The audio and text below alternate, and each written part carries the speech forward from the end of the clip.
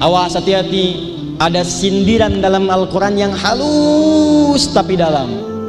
Kata Allah, banyak orang sholat tapi tidak memahami, tidak mengerti apa yang dibaca dan dilakukan dalam sholatnya. Saya tanya pada bapak ada yang ada di sini, yang kelihatan, dari sekian anda sholat, ribuan kali ruku, ribuan kali sujud, dari takbir sampai salam. Pertanyaan saya, jujur, tanyakan pada hati anda, berapa persen bacaan sholat yang sudah dipahami? Jangan-jangan selama ini sholat tapi nggak ngerti yang dibaca. Bagaimana sholat kita bisa khusyuk kalau nggak paham yang dibaca? Bagaimana bisa menikmati sholat kalau nggak ngerti yang dilakukan? Anda sholat urusan dunia saja, kerja nih, kerja, kalau nggak ngerti pekerjaan kan mustahil dikerjakan dengan benar. Urusan dunia yang sementara sampai kursus, training, ikut pelatihan, sekolah diikuti, TK, SD, SMP, SMA, sampai ke S1, S2, S3, S4, kerupuk 2, dingin. Sampai banyak diikuti untuk paham.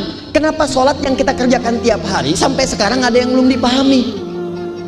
Pantas sholat itu tidak menghadirkan kekhusyuan karena nggak ngerti yang dibaca. Cek Abu Daud nomor hadis 857. Jadi kata Nabi nih, sholat yang betul itu di antara yang paling utama kita mesti mengerti apa yang dibacakan. Sebab kalau kita nggak paham yang diucapkan, kata Nabi, ini baru takbir aja, setan tuh udah memberikan was-was. Nggak percaya nanti ya, nanti zuhur di sini, antum sholat, ini pasti terbukti. Sebelum takbir kita bisa fokus di begini. Tapi saat tangan diangkat mulai takbir, Allahu Akbar, fayaqulu, kata Nabi, begitu anda mengatakan Allahu Akbar, maka setan berkata, ingat ini, ingat itu, uzkur kada, uzkur kada. Kalau nggak percaya, lihat saat duhur nanti nih. Begitu anda takbir, sebelum takbir biasa, begitu takbir Allahu Akbar, tiba-tiba apa yang tidak ingin anda ingat semua bisa ingat. Kunci mobil ada di mana, handphone belum dibalas, miss call, WA, macam-macam. Tadi selfie nggak jadi, lupa, muncul semua. Muncul. Bahkan kalimat saya ini itu akan disebutkan lagi. Jadi begitu anda takbir, kata setan, hati-hati. Kata Ustadz Adi, setan akan membisikkan supaya kamu ingat sesuatu. Itu setan. Hadisnya belum selesai.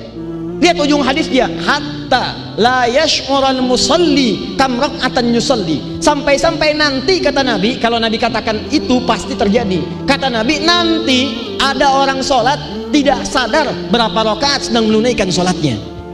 Tuh, udah ngangguk. Kalau Nabi katakan begitu pasti kejadian.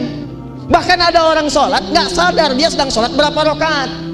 Subuh itu cuma 2 rakaat, tapi kondisi tertentu bisa nggak sadar ini rakaat keberapa ya, dan baru takbir dia. Bagaimana cara mengatasinya? Dicontohkan oleh sahabat Sayyidina Abu Bakar radhiyallahu ta'ala anhu.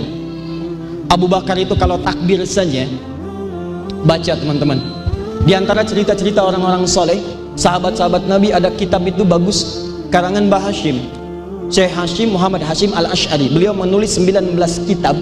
Kitab keempatnya namanya An-Nurul Mubin fi Mahabbati Sayyidil Mursalin. An-Nurul Mubin fi Mahabbati Sayyidil Mursalin. Bagaimana cara kita mencintai Nabi SAW. Dicontohkan amal-amalan soleh para sahabat. Nah, di kisah yang lain di luar kitab tadi, Abu Bakar itu punya kebiasaan, saat sholat beliau berusaha memahami bacaan sholat, menerjemahkan dengan pikirannya, memahami, merasakan dengan hatinya. Dikenalah kemudian dalam sejarah, begitu mulai takbir Allahu Akbar, lisannya mengucapkan Allahu Akbar, pikirannya menerjemahkan Allah Maha Besar, hatinya meresapi, ya Allah, saya mengatakan tiap hari dalam sholat Engkau Maha Besar, tapi saya takut kalau tiap hari merasa besar dalam kehidupan, sombong dengan orang lain, merasa paling hebat dari tetangga, merasa paling hebat daripada yang lainnya, merasa yang paling pintar, yang paling kuasa, yang paling segalanya. Takut. Abu Bakar itu merasa paling khusyuk aja udah ketakutan. Jadi begitu mulai bertakbir sudah gemetar tangannya begini, Allahu Akbar, gemetar. Hampir mirip kita subuh-subuh sholat di luar di alun-alun, gemetar tangan.